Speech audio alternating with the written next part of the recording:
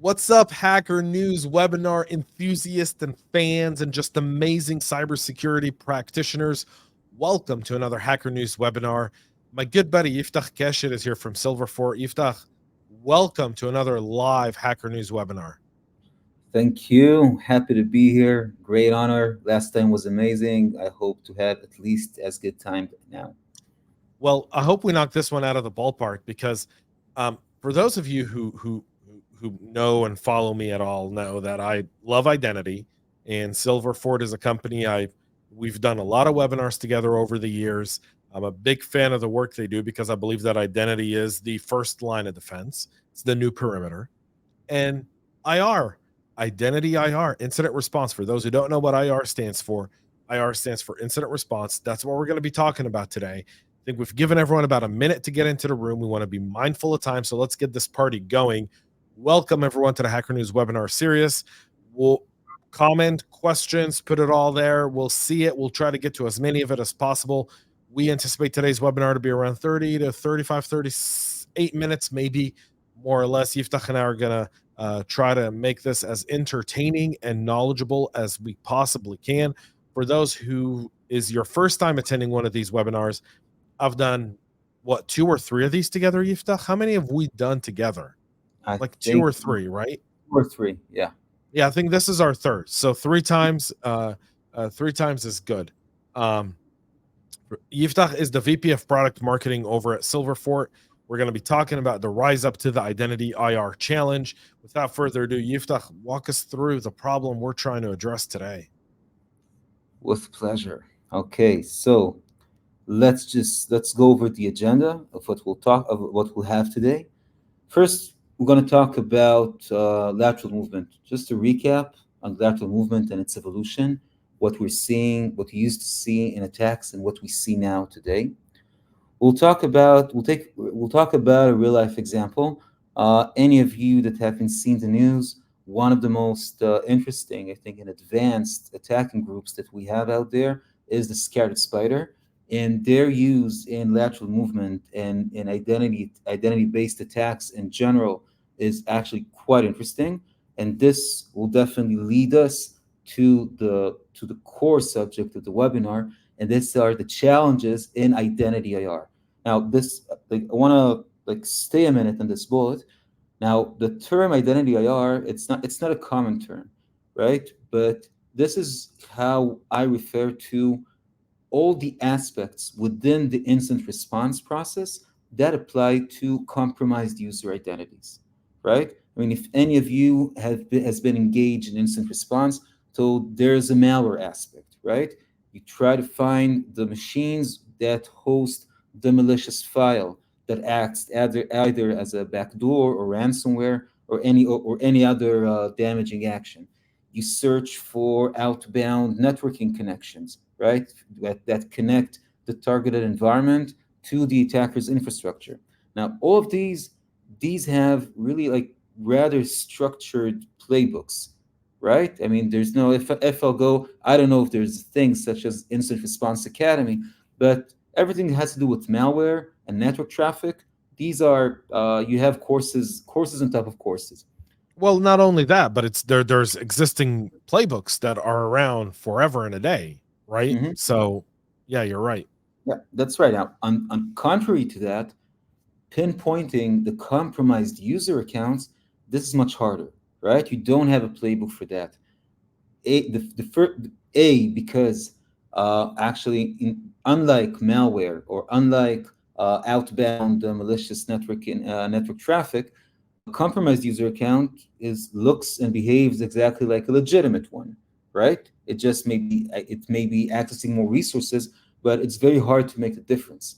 The problem is that because it's so hard to detect that, the critical part of the attack of the lateral movement is almost the most challenging one to detect and block, because first you have to find the compromised machines. Within the compromised machines, you need to dig for all the list of users that they have. Then you need to check all of them, and all of this, I remind you, is taking place while the attack is in full gear. Okay, so this is a sort of a half spoiler of what we're going to talk about. And we'll show a case study.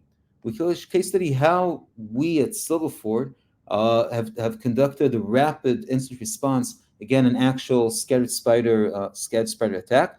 While doing so, I will present you our platform, explain its architecture, what it tries to achieve, and we'll hop between the slides that show what we wanted to do, what were our purposes, and I'll show you in the Silverfort console how easy and simple this can be done.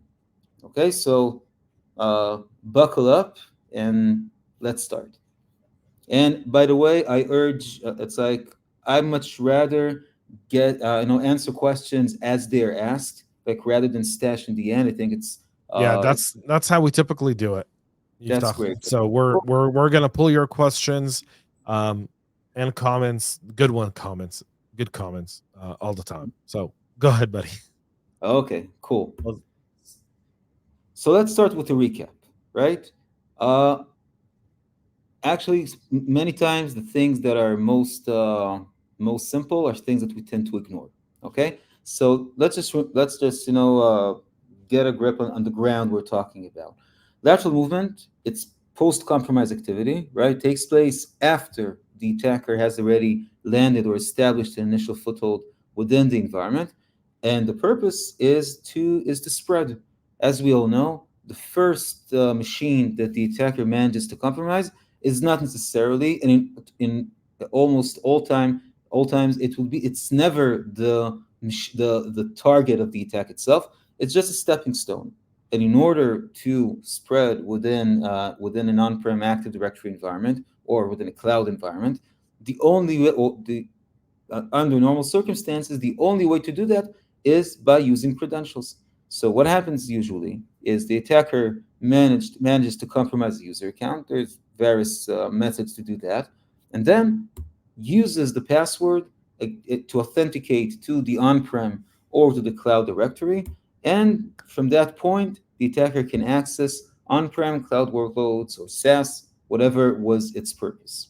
Okay, and what we should be very, very mindful of is that, in essence, this process of providing the passwords to the directory. If we'll talk about on-prem, let's assume it's an Active Directory, a DC. This process, in essence, is identical to legitimate authentication, right? Because this is exactly what happens. A user provides credentials to directory that authenticates the user and enables access. And this is one of the things that makes the detection, the blocking of lateral movement so challenging.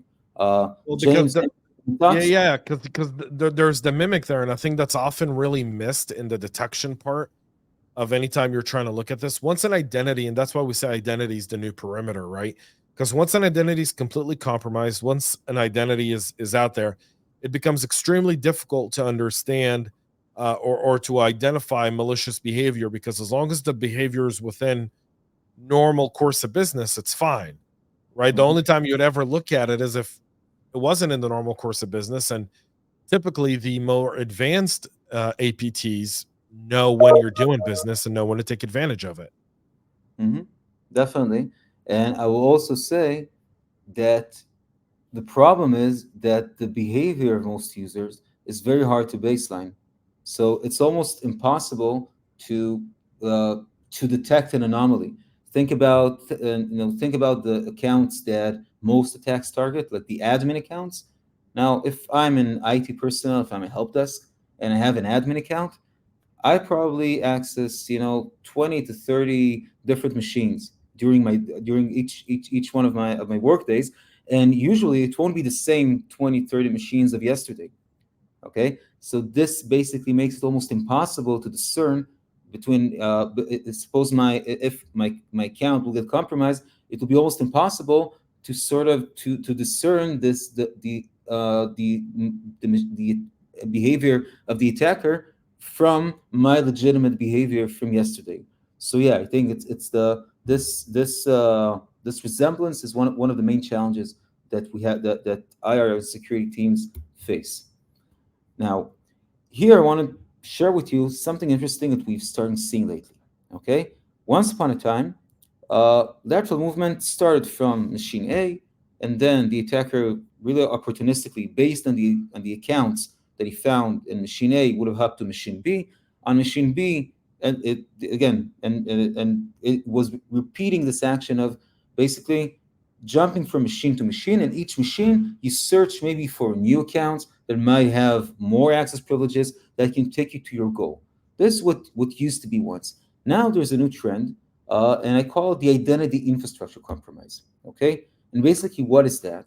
It means that I'm going directly to the DC or to the cloud IDP or to the PAM vault. Okay, I'm compromising a component that that practically gives me access to multiple accounts, or even better, to the ability to create these accounts. Okay, now when you do that, it's actually it's a it's a real winner. It's much I would argue that it's much easier if you're able to achieve that. Your way onwards is paved. Now, as you can see, I never managed to get a PPT on webinar without doing some embarrassing mistake. And here I've done some embarrassing mistake because I switched the headlines. Actually, this diagram shows the infrastructure compromise, and you see if the attacker is here, can access everywhere, and this is the traditional one. Okay. Any thoughts, questions about this one? Yeah, I mean, I think when you look at how they do it in identity, you obviously, kind of our traditional network monitoring tools, which traditionally look for lateral movements, would never detect an identity type, an identity powered infrastructure compromise, because again, it all seems legitimate, right? Exactly. There's just no way. Like all of your, network intrusion, like IDS or IPS, they'd be useless once an identity is compromised. Totally agree. Now let's talk about the playground. Again, once upon a time, 20 years ago, everything was simple, right? Everything was on-prem, everything resided behind the perimeter. Now, I don't think there's a word today in the cybersecurity world that is more downgraded than perimeter. Would you agree, James? Yeah, yeah, It's absolutely. okay. Like perimeter is legacy. Perimeter is from I don't know, from the former century. What we have today is something much more interesting. It's like now, if you would listen to marketing of Microsoft or Amazon or IBM from like 6 years ago, you might have thought mistakenly that once we had perimeter and now everything is in the cloud. Now, unfortunately, the reality is a bit more complicated.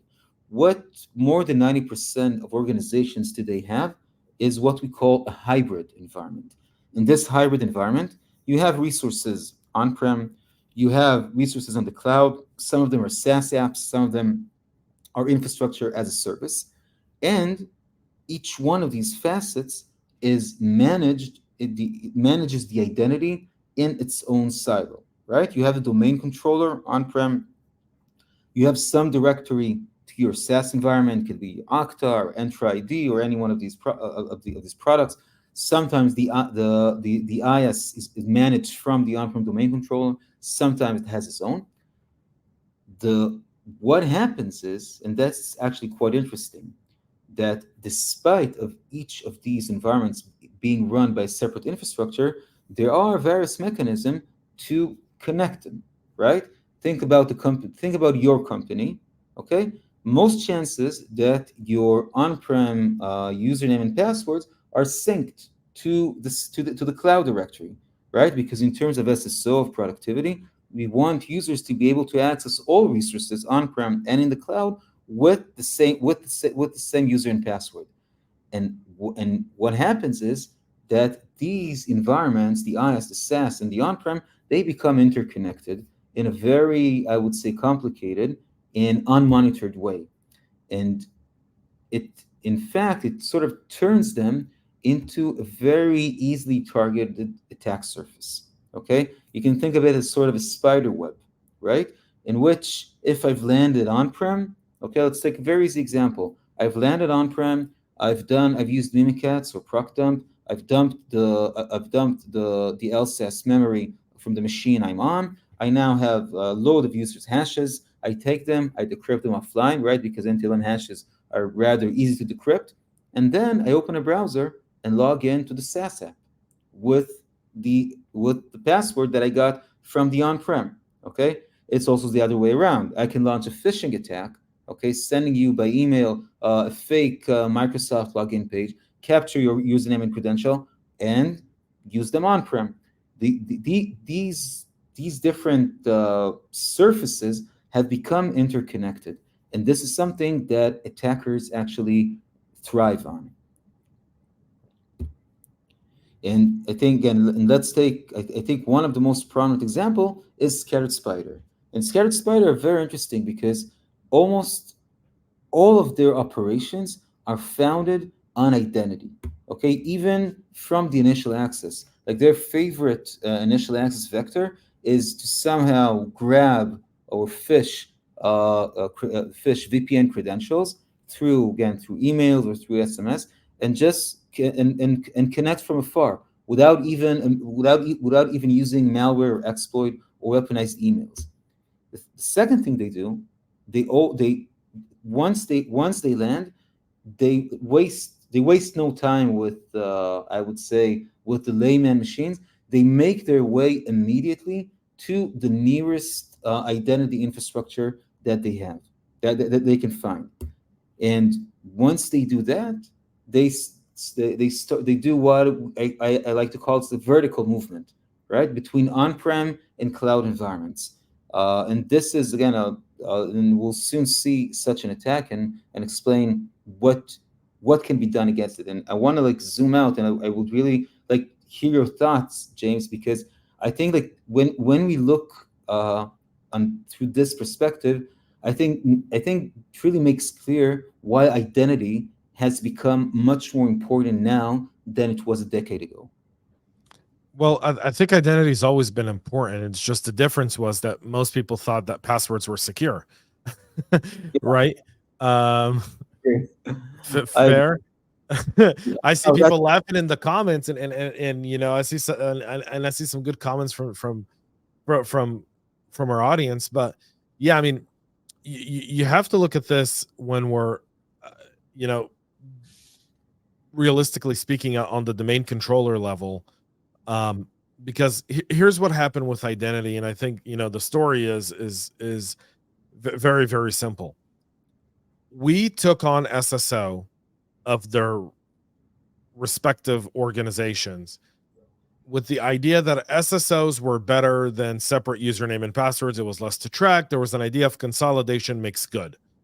The idea of consolidation makes good. The challenge with that is you're defending one castle, and if one wall comes down, people are in your castle.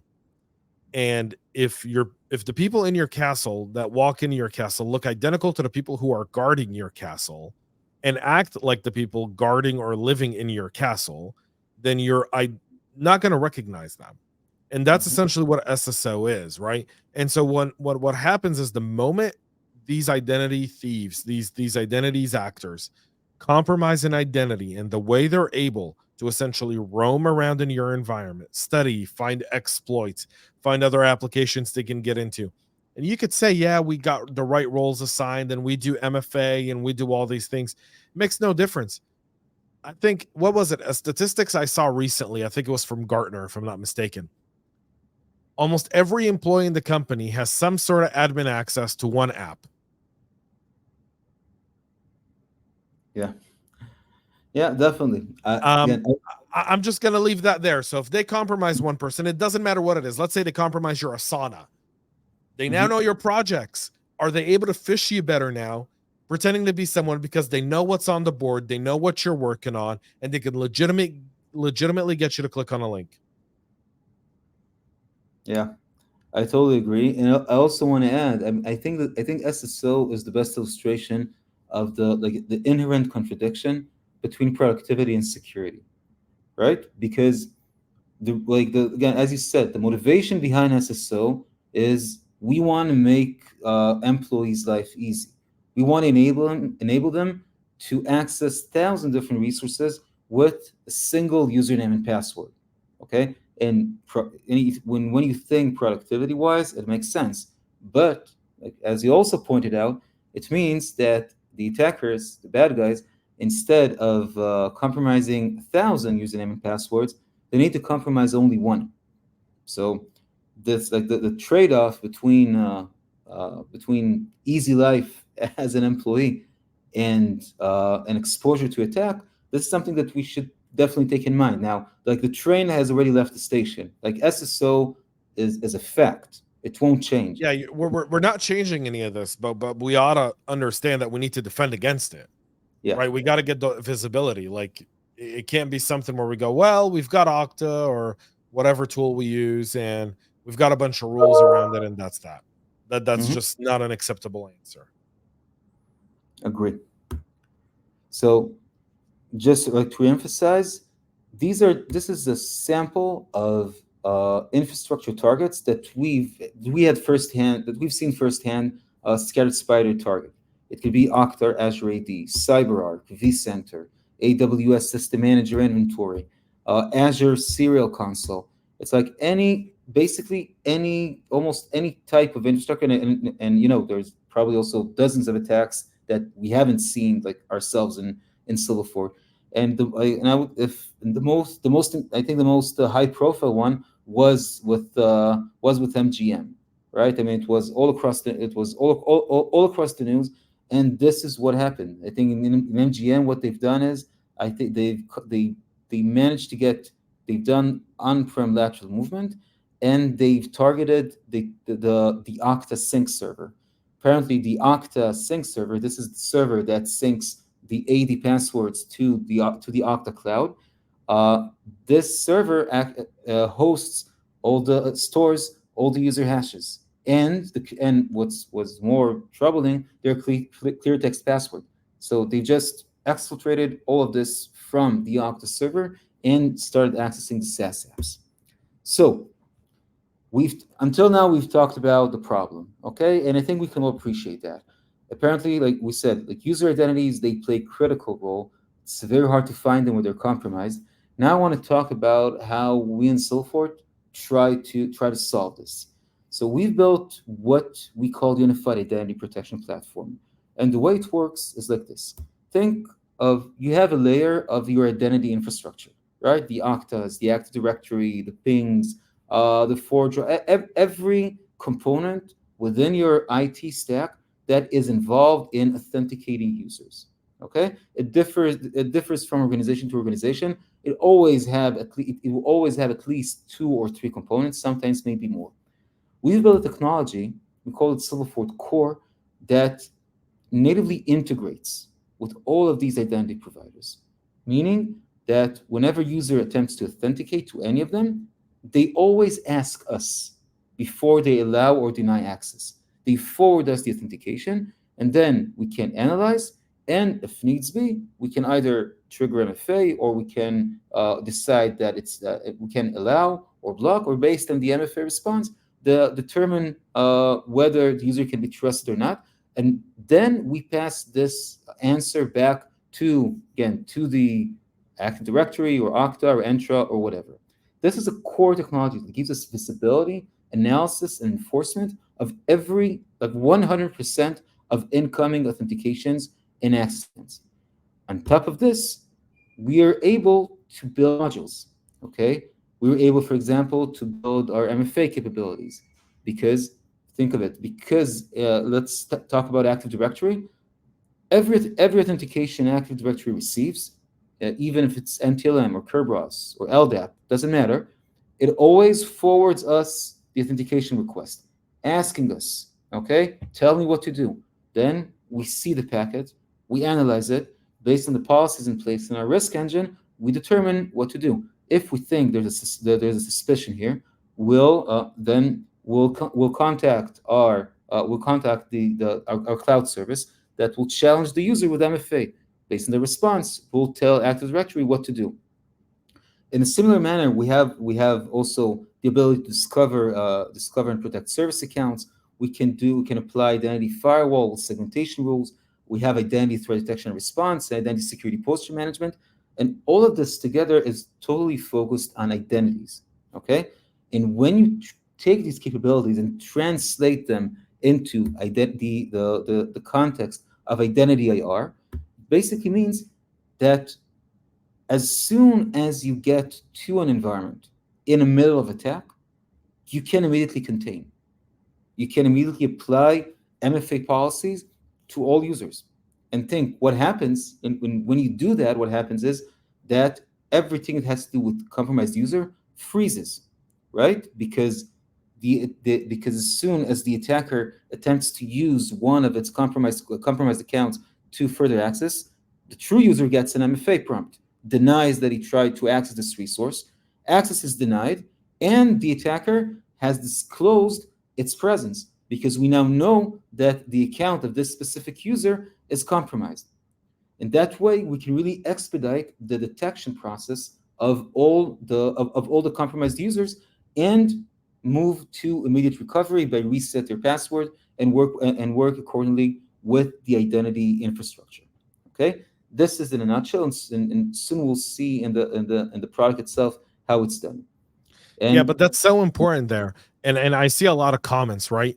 Because okay, I ideally and several of the questions go around, well, how would you add this to an incident response plan? And I go, well, this would probably be my first step in any IR plan.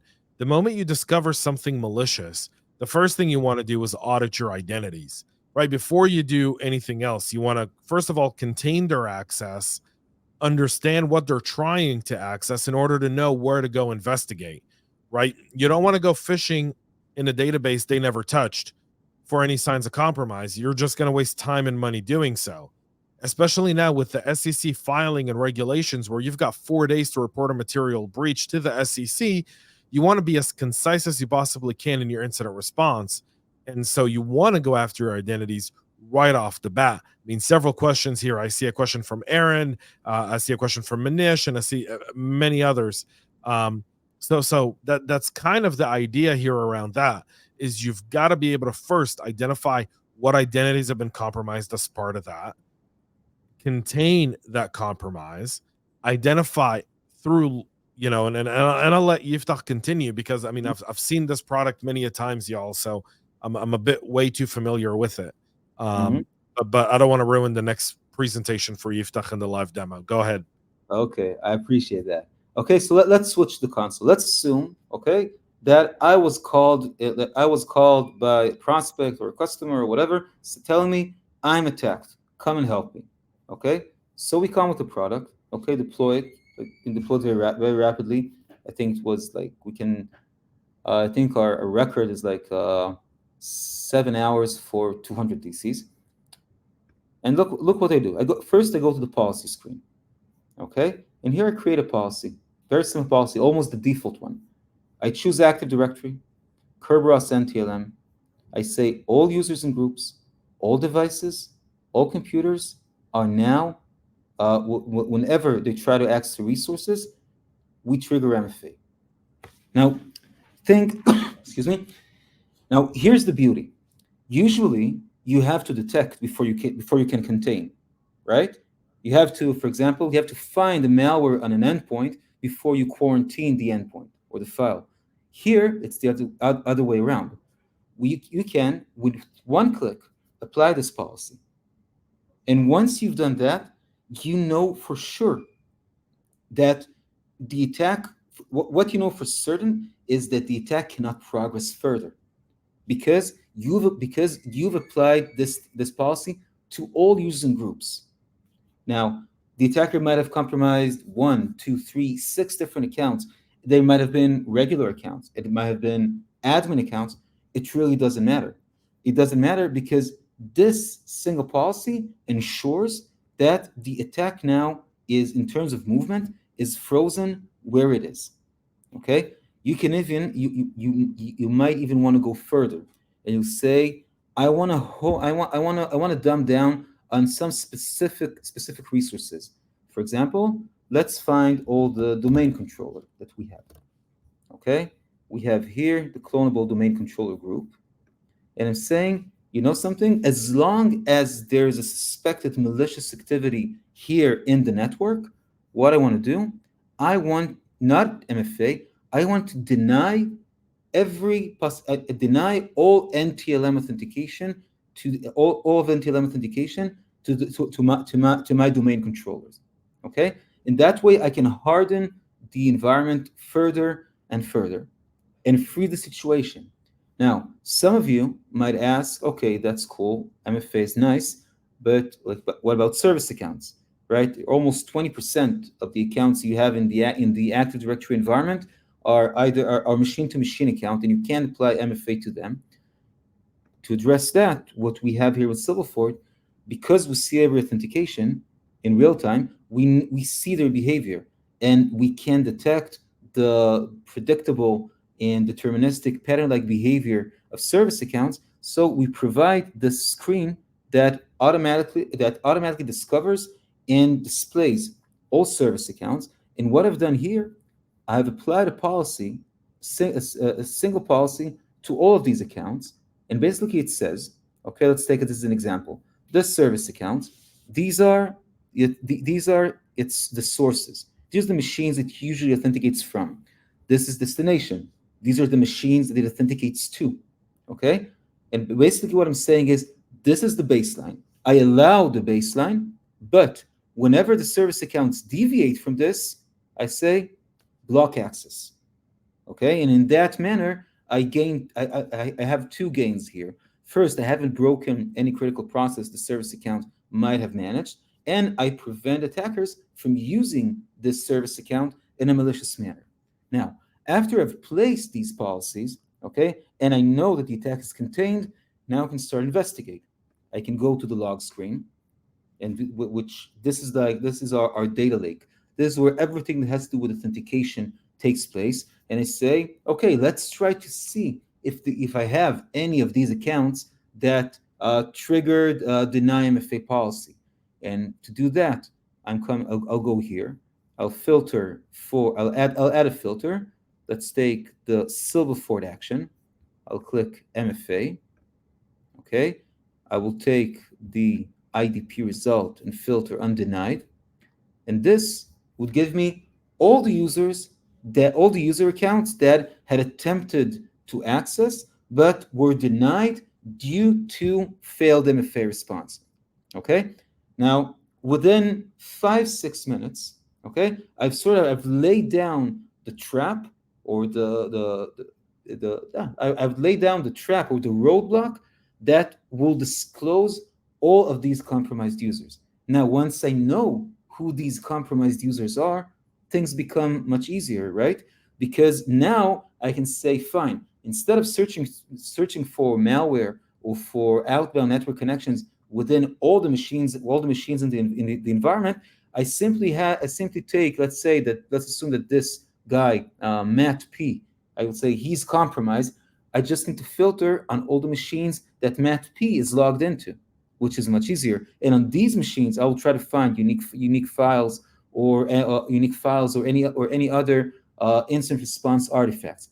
Now, this is a mega optimizer of the time that takes both to contain and to detect malicious activity and presence.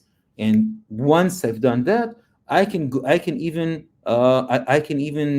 try to dig deeper, go to the threat detection and say, okay, what have we seen here? Oh, did we see any suspected Kerberos roasting or ASRIP roasting or bad checksum in Kerberos, suspected brute force? I have the ease of mind to go investigate again everything that has to do with identity and lateral movement. Okay, but I can do that knowing that the attack is contained, and B, I have all of these provided to me in a silver tray. I don't have to go and start digging through AD logs or seam or AD logs or the seam screen. Okay, so this is in a very this speeds up. Yeah, this speeds up incident response. And I know I see a lot of comments. I didn't even notice time. I'm having so much fun. Yeah. We're 35 minutes in. I know. So let's take the answer. I mean, this is let's take questions and answer them Like when? Yeah, so we're seeing a lot of great questions. I think we're going to take this one question from Avi here, um coming through, and Avi's question is, um how effective is this in terms of blocking an event before it even happens? Oh, it's an amazing question. Actually, this is extremely effective. Now, I've talked about instant response because there is still a subset of humanity that are not our customers yet, and they call us only for instant response. If you take this and you do that as a proactive approach, you dramatically reduce your attack surface. We actually had customers that they were attacked in a wave of ransomware attacks of more than 80 organizations, and then they had this simple policies in place to begin with. They had a policy for an MFA policy for all their admins, and though in one stormy night their admins suddenly get like 50, 60, 70 prompts on their MFA. I can only imagine the attacker trying to piece exec his way through the environment like he always does, and he always succeeded, but it doesn't work anymore because instead of connecting immediately, it triggers the MFA and the admin refuses. So in terms of hardening your protection proactively, yes, I would say this is definitely the best practice that I'd recommend. Brilliant. One last, and I think we've got time for one more question from the audience here, and great comments. People are loving the demo and how effective this is. I've got a question here from I'm not going to try to say a name. I'm gonna butcher it. So, but they're asking, have you guys measured how much time this would reduce an incident response using your tool? Like, is there any sort of report on that? So actually, that's a great question. So there was one time in one of our more larger customers where we were called in, okay, while we were still at a POC. They realized that they're under attack. They called in one of the biggest incident response services companies in the States, in the world, actually, the biggest, I think. And we worked together with them. They literally told us that our platform enabled them to get in 2 hours what otherwise might have taken 4 days. Okay, it's a mega time saver. Yeah, it's a huge time saver. I can tell you for firsthand here. You have a tool like this during an incident response, it breaks barriers. It gets your incident response team working very focused and very active. And for some of you here, I see this saying, I wish I had this where I work. And you can just go to silverfort.com and get a demo and find out. Yiftach will be happy to walk you through a more customized a plan. I'm volunteering him, of course. But this is all available, right? So Yiftach, best way for people to go, silverfort.com. Sure, silverfort.com. There's a big green button, request a demo. This is all you have to do, and then you'll get the full deal. Brilliant. Well, I know we're at time, so I want to thank everyone for being here. Yiftach and the team at Silverfort, thank you so much for your continued support for the Hacker News webinar series. We wouldn't be able to bring this much amazing content without amazing partners like Silverfort. I want to thank all of you for taking time out of your days to be here with us today. For those whose questions weren't answered and comments, those are all going to come through via email post this webinar. We're going to try to get to as many of them as possible. This was a very, very active chat, very, very active group. And unfortunately, we couldn't get through all of that in time. Thank you so much for tuning in. Go check out thehackernews.com/webinars for all the latest. Until then, on behalf of myself, Yiftach, and the team at Silverfort, and your favorite website, thehackernews.com, stay cyber safe, gang.